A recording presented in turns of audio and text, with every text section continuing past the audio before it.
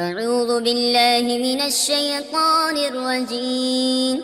بسم الله الرحمن الرحيم. يا أيها النبي إنا أحللنا لك أزواجك اللاتي آتيت أجورهن وما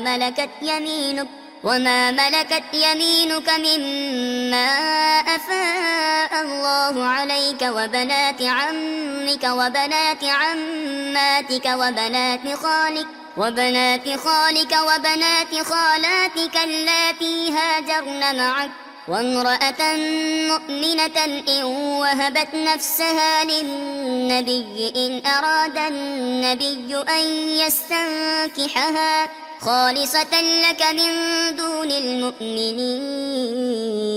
قد علمنا ما فرضنا عليهم في أزواجهم وما ملكت أيمانهم لكي لا يكون عليك حرج، وكان الله غفورا رحيما. صدق الله العظيم.